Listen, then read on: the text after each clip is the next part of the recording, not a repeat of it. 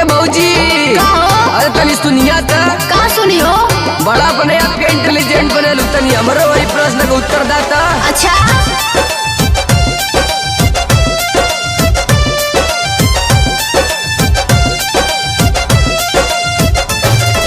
का चीज होला न बिना भतार, इहे तोहार रोहन खराब लगेला। का चीज होला न बिना भतार। ए भौजी का हो?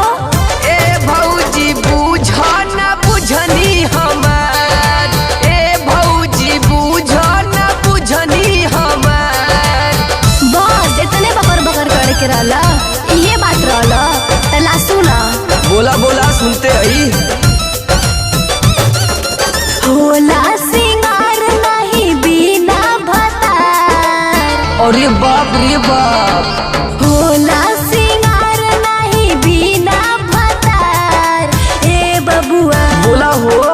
ए बबुआ बुझ गईनी बुझनी तोहार। ए बबुआ बुझ गईनी बुझनी तोहार।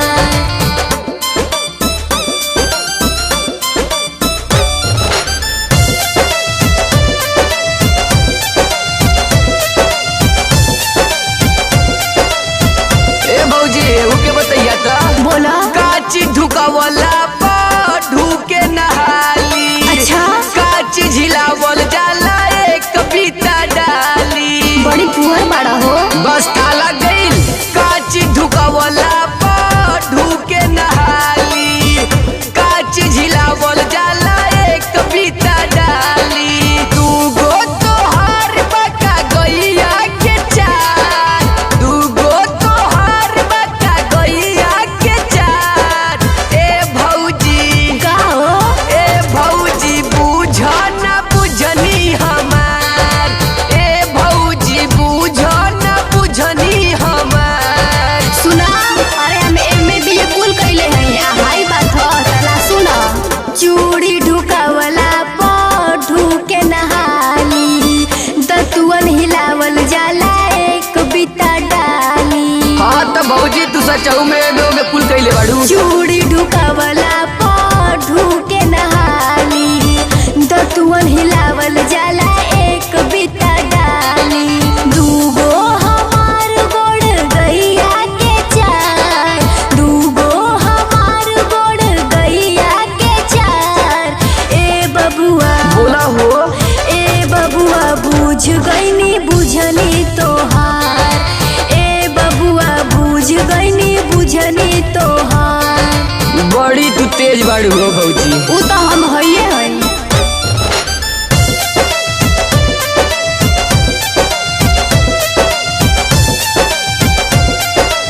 एके तो पक्की न बता पैबू। अरे पूछाओ का चीज होला ना कबो अकेला, का चीज शादी के बाद मिलेला। अरे जौन बाकी होखे वो पूछला। का चीज होला ना कबो अकेला, का चीज शादी के बाद मिलेला। का चीज होला पर पीछे दरार, का चीज होला पर पीछे दरार। ए भौजी बुझ न बुझनी हमार, ए भौजी बुझ न बुझनी हमार। तला है सुनो शादी न होला बहुचोट को बहु अकेला।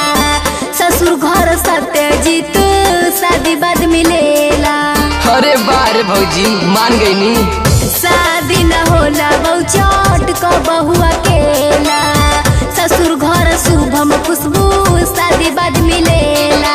सेनूर होला पर बीचे दरार, सेनूर होला पर बीचे दरार। ए बबुआ बुझ गईनी बुझनी तोहार। ए बबुआ बुझ गईनी बुझनी तोहार। यही से हम करिला भौजी हमार वेरी इंटेलिजेंट बिया।